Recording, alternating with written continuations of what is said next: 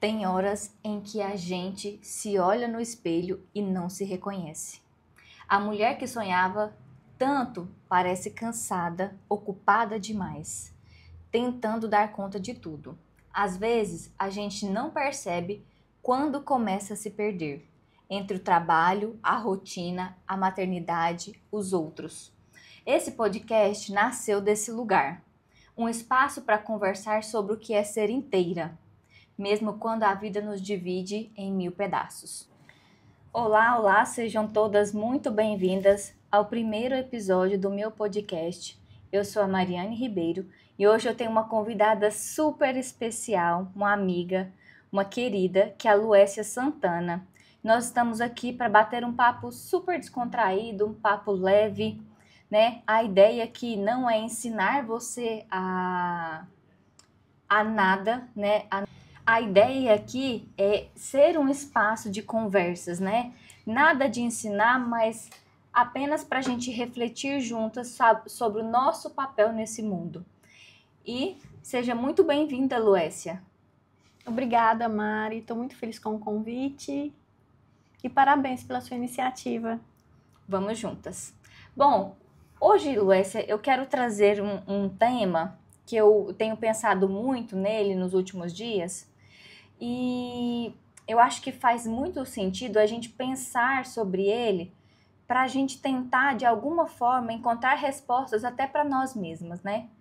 E eu quero começar esse bate-papo com a seguinte pergunta: quando foi que você se perdeu de si? Nossa, Mari. Olhando para trás e observando como que foi que eu comecei essa jornada da maternidade com o trabalho e aonde eu estou hoje, com a experiência que eu tô, com os filhos grandes já, né? Porque o Eduardo Inácio está com 19 e a Ana Laura com 12. Eu acredito que eu não percebi de uma vez, assim, quando que isso aconteceu. No meu caso, foi um processo meio que silencioso, porque quando a gente é mãe, profissional, tudo ao mesmo tempo, acaba que a gente vai colocando as próprias vontades sempre em segundo plano. A gente, assim, pelo menos no meu caso, eu nunca me colocava como prioridade. E assim, eu nunca deixei de trabalhar, sempre estudava. Quando eu tive o Eduardo Inácio, eu estava terminando um curso técnico em comércio, foi no Natal. Então, assim, sempre estudei, nunca parei. Sempre fui em busca dos meus objetivos. Mas, assim, em muitos momentos eu percebia que eu estava só funcionando, só vivendo, sabe? Assim, não estava preocupando comigo, igual hoje eu me preocupo, que às vezes em certos momentos eu paro, respiro e penso, não, calma, Luécia, você já foi até aqui, agora é a sua vez, agora você precisa de cuidar da sua saúde, de buscar a sua paz para que você consiga prosseguir, porque senão acaba que quando a gente se desregula demais em viver em função do outro o tempo todo, você se desequilibra e as pessoas que estão ao seu redor se desequilibra também, acaba que você afeta as outras pessoas. Então, assim, não só hoje, não só para o meu bem, mas para o bem daquelas pessoas que convivem comigo, tem certos momentos na minha vida que eu paro e falo, não, agora eu tenho que cuidar de mim. Uhum. Você trouxe um ponto que eu acho importante a gente falar sobre ele, né, Luécia? Quando a gente fala de mulher, a mulher ela foi ensinada a servir, ela foi ensinada a cuidar dos outros. Você acha que isso é uma questão cultural? Eu acredito que sim. Pelo menos diante da experiência que eu tive, muito do que eu sou hoje, eu me espelho na minha mãe, porque ela era a referência feminina que eu tinha. E minha mãe sempre, sempre, sempre trabalhou muito e trabalhou duro, sabe? E a gente, mesmo sem perceber, a gente quer ser melhor, a gente quer fazer mais pelos nossos filhos, além do que a gente já recebeu. Não que o que eu recebi foi pouco, mas eu queria ter a capacidade de proporcionar pelo menos o mesmo para os meus filhos, mas eu não queria ter sofrido da maneira com que minha mãe sofreu. Eu falo isso tanto relacionada a fisicamente, mentalmente, emocionalmente. E eu acredito que é cultural, sim, que por mais que a gente tenta se desprender disso aí, mas tá enraizado na gente. Acaba que a gente é fruto do meio daquilo que a gente vive. E, pelo menos na minha família, todas as mulheres sempre trabalharam muito, sempre foram em busca do melhor para a família, essas coisas nesse sentido, e eu acho que eu não fui diferente, não. Uhum. Você falou que quando o Eduardo Inácio nasceu, você estava terminando o seu curso técnico. Então eu imagino que você estava num ritmo muito frenético, né? De muita correria, de muito trabalho. E naquela época, o que fazia você se sentir viva? Cuidar de mim. Por mais que eu estava gestante, o Eduardo Inácio nasceu em 21 de dezembro, então foi vésperas do Natal. Eu estava terminando um curso técnico, então teve toda aquela questão da formatura, Natal, Ano Novo, e todo mundo fazendo planos, que ia pra onde, que ia fazer não sei o que, e tipo assim, eu parava, assim, eu lembro que tipo assim, eu olhava e falava assim, eu não posso fazer planos, porque vai surgir uma coisa nova aí no final do ano pra mim, eu não sei como vai ser, eu não posso dar certeza que vou passar a ceia na sua casa, ou que o Ano Novo eu vou estar na casa do fulano. Não sei. Então, assim, desde quando a gente estava se preparando para receber ele, eu comecei a perceber que eu não ia mais ser prioridade, que aí eu ia ter que ver como que ia ser a chegada dele para me conseguir assimilar aquilo tudo ali, para depois falar, não, eu vou ou eu não vou. Mas voltando aqui, né? Uma coisa que me marcou muito, na gestação do Eduardo Inácio, eu engordei 16 quilos. E quando eu engravidei dele, eu pesava 50. Quando ele nasceu, eu estava com 66. Mari, por mais que o parto dele foi difícil e tal, acabou que no dia 26 a gente conseguiu reunir com a família, ele tinha recebido alta do hospital, mas a primeira coisa que eu quis, quando a gente fala de cuidar de mim, era entrar dentro de uma calça jeans. Só que eu estava 16 quilos mais gorda. Ai, Mari, mas eu não sei como não, mas eu entrei. Então, assim, essa questão do cuidar de si, principalmente depois que a gente é mãe, você falando disso, me remeteu a isso. Que, tipo assim, mesmo depois do parto do Eduardo Inácio, eu estando toda... No pós-parto mesmo, né? desestruturada, vamos dizer assim, após o nascimento dele, eu tentei cuidar de mim, eu tentei entrar numa calça jeans, ficou meio apertada, sabe? Mas foi. Ai. Loécia, a gente vive um ritmo de vida bem atípico, né? Hoje. Antigamente, eu acho que a gente tinha mais pausas, a gente descansava mais. Hoje a gente vive trabalhando nos finais de semana, nos 3 períodos. Teve algo ou alguém que falou pra você assim, Loécia, é hora de dar uma pausa, é hora de recomeçar? Teve alguém que trouxe esse olhar, que despertou isso em você? Não. Eu nunca tive essa oportunidade. Comecei a trabalhar muito cedo, desde os 16 anos, e hoje eu tô com 40, 41, e até hoje eu não parei. Eu nunca tive essa oportunidade, essa possibilidade de falar assim, não, eu preciso e eu posso ficar 30 dias sem trabalhar, sem fazer nada, e eu não sei o que eu vou fazer depois de 30 dias. Não, nunca tive. E o meu ritmo sempre foi muito aceleradíssimo, assim. Eu sempre tentei dar conta de tudo, e acaba que quando você é responsável por muitas coisas... É difícil parar, né? Tipo assim, eu não nem enxergava essa possibilidade, tipo assim, nossa, eu preciso de parar. Não, tipo, é tudo muito rápido e nunca deu pra fazer isso, não. Nunca ninguém chegou em mim pra me dar essa possibilidade, não. Bom, eu imagino que a forma com que você se reencontrava antes é diferente da forma com que você se reencontra hoje. Como que é esse processo para você hoje? De olhar e falar assim, calma, Luécia, respira, vamos olhar por esse ponto de vista aqui, vamos ver essa oportunidade que está surgindo aqui. Me conta um pouquinho disso daí. Mari, hoje eu pratico o que eu chamo assim de presença consciente. Eu faço pausas, eu valorizo pequenos momentos, eu tomo um café tranquila, eu treino quando dá, eu tenho conversa boa com gente que me agrega demais. E assim, eu não me cobro tanto assim para ser perfeita, sabe? Hoje eu estou numa fase de vida que eu escolho com o que eu quero me preocupar. E o que aquilo que eu estou escolhendo vai me afetar de forma verdadeira.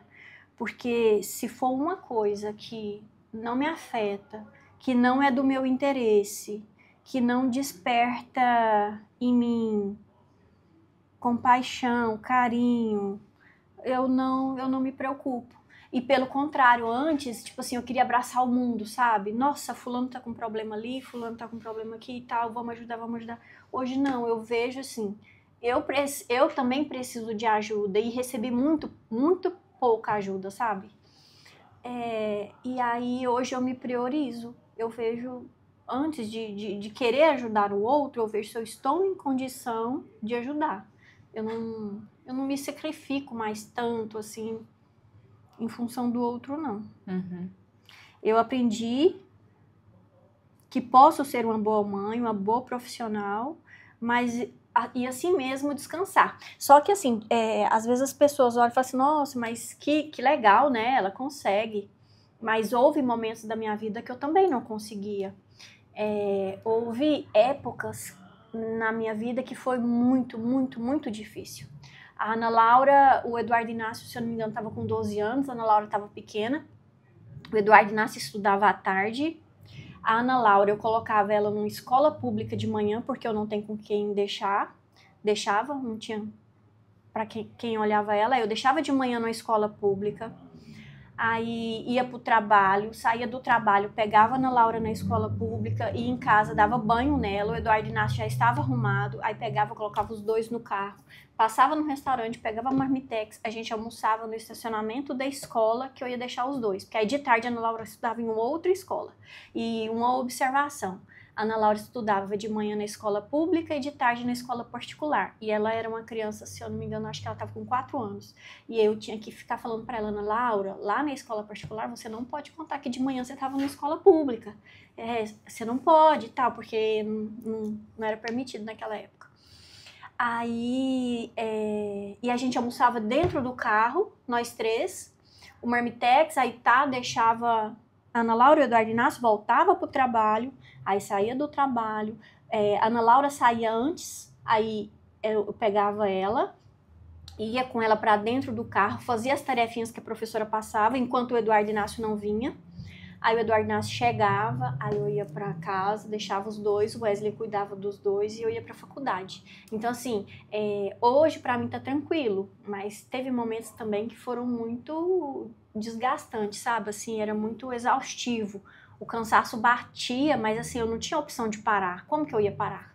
Não tinha essa possibilidade. A gente vê a dificuldade que é, né, Luécia, ser mãe sem rede de apoio. Porque você tem que se desdobrar para conseguir ser o apoio para o seu filho. Você precisa ser o seu próprio apoio, mas também precisa ser o do seu filho. E no seu caso eram 2, né? E o esposo também, né? Isso. Tem esse detalhe. Tem o esposo, os filhos, mas também tem uma família, tem a mãe, tem o pai, tem todas as outras áreas da nossa vida que também demandam atenção. Luécia, para a gente finalizar, eu queria saber de você O que é ser inteira? Mari, olha, às vezes eu poderia dizer que ser inteira é estar bem consigo mesma, estar em paz, estar tranquila, mas pra gente que é mãe, que é esposa, que é filha, que é empreendedora, que é Mulher, quando a gente amiga. é amiga, quando a gente é consultora, a gente tem vários patrões, né? Então, assim, de certa forma, a gente também é empregada, ser amiga, porque não é raro, a gente sempre pede, a gente sempre é chamada por alguma amiga para conversar e tal, e sempre estar disponível para outras pessoas também. Eu poderia dizer que ser inteira seria isso, estar bem, né, consigo mesma. Só que é muito difícil a gente falar que a gente sempre está bem. Então, assim, eu não me considero uma mulher inteira, uma mulher completa, porque sempre para mim tá faltando alguma coisa. Sempre ou eu estou deixando a desejar relacionada aos meus filhos, porque por mais que eu sempre tentei fazer tudo por eles e proporcionar o melhor para eles e para minha família, mas não tem como você ser uma mãe maravilhosa se você trabalha o dia todo e se você estudar à noite. Então, eu não tô de parabéns assim. Ai, Luécia, parabéns. Tá, meus filhos são pessoas honradas, educadas e tal, mas acaba que eles não foram assistidos por uma mãe da maneira que deveria ter sido, igual às vezes outras têm a possibilidade. Agora, quando a gente vai para o âmbito conjugal, Luécia, você é uma esposa maravilhosa? Não, não sou uma esposa maravilhosa. Eu deixo muito a desejar. Por trabalhar demais, às vezes à noite eu não estou tão disposta. Às vezes, quando eu chego do trabalho, eu não estou querendo conversar, eu só preciso de ficar quieta. Eu sou muito agitada no trabalho, muita gente pedindo informação, eu tendo que dar atenção para muitas pessoas. Então, assim, às vezes, quando eu chego em casa, eu não tô com vontade de fazer uma comida gostosa, de conversar e de perguntar para o meu esposo, para os meus filhos como que foi o dia deles. Não, às vezes eu quero só entrar no meu quarto e descansar. Quando a gente fala de filha, ai, Luécia, você é uma filha maravilhosa? Não, não sou uma filha maravilhosa. Tem vezes que eu passo 10, 15 dias sem ver meus pais. E hoje, que pra mim é uma época que, vamos dizer assim, hoje tá mais tranquilo, às vezes eu não consigo encaixar na minha agenda uma disponibilidade maior para estar com eles, porque às vezes eu prefiro cuidar de mim do que às vezes estar em companhia de outras pessoas. Então, assim, não me considero uma pessoa completa, inteira, não, porque eu acredito que eu ainda preciso de fazer muito pelos outros para que eu me sinta assim completa, sabe? Eu acho que, trazendo uma observação importante, é a gente ter um olhar de mais carinho para com a gente mesmo, né? Eu tenho certeza que você tem feito o possível e o impossível para atender todas as demandas, né, dessas 3 áreas, das infinitas áreas que nós estamos inseridas, né? Mas a gente tem um olhar de autocrítica muito grande. A gente precisa olhar para nós com o olhar do outro. Será que eu estou sendo insuficiente assim dentro da minha casa para os meus filhos, para o meu marido, para minha família? Eu acho que a gente tem que começar a ter esse tipo de olhar de cuidado mesmo, de inteireza para com a gente também, porque eu acho que é isso que vai mudar, né? Os sentimentos, talvez essa visão que a gente tem de nós mesmos. A gente não se perde porque a gente quer, né? Não é de propósito, mas é porque a vida ela vai acontecendo, né? Mas eu acho que o mais bonito disso tudo é a gente ter a possibilidade de viver, de se reencontrar ou de encontrar um novo jeito de viver. Então, eu acho que é isso que faz a diferença no nosso dia a dia, né? A gente poder olhar e traçar uma nova trajetória, um novo caminho a partir daquilo que a gente escolheu para nossa vida. E esse é o nosso primeiro episódio. Obrigada, Lécia, pela sua participação. Mari, pelo acolhimento, pelas suas palavras sábias, que eu sempre pude contar nos momentos que eu precisava. Estou muito grata por ter tido essa oportunidade. Aí, eu quero te fazer um novo convite para você participar novamente do podcast para falar sobre empreendedorismo. Logo, logo vocês vão vê-lo aqui novamente, gente. Obrigada, um beijo. Até mais, tchau, tchau.